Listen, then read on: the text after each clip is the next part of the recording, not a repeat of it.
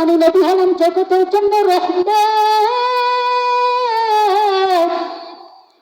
আল্লাহ তাআলা কোরআনের মধ্যে বলেন, ওয়ামা আরসালনাকা ইল্লা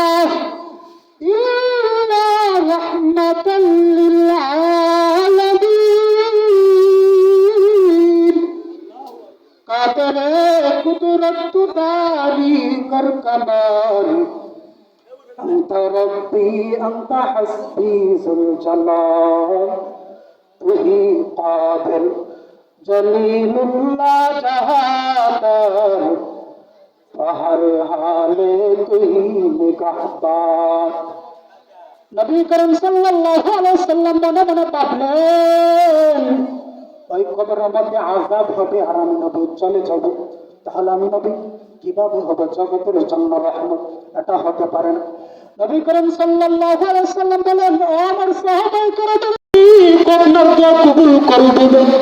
তোর মা যদি, তোর বাবা যদি ক্ষমা করে দে, আমি আল্লাহ ওই খবর আযাব তাড়াতাড়ি তৎক্ষণাৎ বন্ধ করে দিব। তবে কোন নবী করিম সাল্লাল্লাহু আলাইহি ওয়াসাল্লাম সাহাবীদেরকে পাঠিয়ে দিল, বাবার সাহাবায়ে কেরামের দল, তোমরা ওই ব্যক্তির সন্তান চলে যাও, ওই খবরের গার্জেনকে তোমরা ওই ব্যক্তির সন্তানে যাও। তখন নবী করিম সাল্লাল্লাহু আলাইহি ওয়াসাল্লাম সন্তান করতে করতে ওই খবরের সন্তান পেয়ে গেলেন।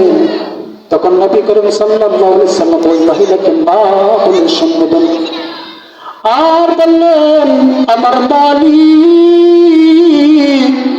আমাকে জানাই দিছে, আপনি যদি আপনার সন্তানকে ক্ষমা না করেন, আমার আল্লাহ ক্ষমা করবে না। তখন নবী করিম সাল্লাল্লাহু আলাইহি সাল্লাম ওই মহিলার সামনে কাকুতি মিনতি শুরু করে দিল। তখন নবী করিম সাল্লাল্লাহু আলাইহি সাল্লাম ওই মহিলাকে বললেন, না, আপনি আপনার সন্তানকে ক্ষমা করে দিন, কারণ আমি নবী তিন বার করে দোয়া করেছি, কিন্তু কবর আযাব বন্ধ হয় না। আমার আল্লাহ ওহির মাধ্যমে আমাকে জানা দিলেন, আপনার যতক্ষণ পর্যন্ত মাফ না করবেন, আমার মালিক আমি নবীর দোয়া কবুল করবে না।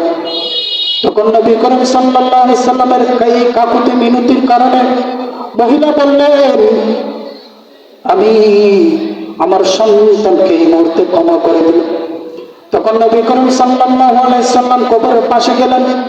কবরের পাশে যাওয়ার পর দেখে কবর আযাব আল্লাহ তাআলা ক্ষমা করে দিয়েছে। এজন্য মায়েরা আমার, তোমরা তোমাদের মাতা পিতাকে যদি কষ্ট দিয়ে থাকো, ওদের কসম করে বলি, এই পৃথিবীর মধ্যে যত ওলি আউলিয়া আছে, যত বড় বড় পীর বুজুর্গ আছে, আব্দুল কাদের জিলানী, মঈনুদ্দিন চিশতি আজমিরি, বরফির আব্দুল কাদের জিলানী, জুনায়েদ বাগদাদী, দুনিয়ার সমস্ত ওলিদেরকে যদি জমা করে দোয়া করো আর তোমার মাতা পিতাকে কষ্ট দিয়ে থাকো, খোদার কসম করে বলি, আমার আল্লাহ তোমার তাদের দোয়া কখনো কবুল করবে না। এজন্য ভাইরা আমার, মাতা পিতাকে যদি আপনি কষ্ট দিয়ে থাকে, তাহলে আল্লাহ তাআলা কখনো ক্ষমা করবে না, যতক্ষণ না পর্যন্ত আপনার মা আপনার বাবা ক্ষমা না করবে। কারণ হাদিসের মধ্যে আছে, নবী করিম সাল্লাল্লাহু আলাইহি সাল্লাম বলেন, কুল্লু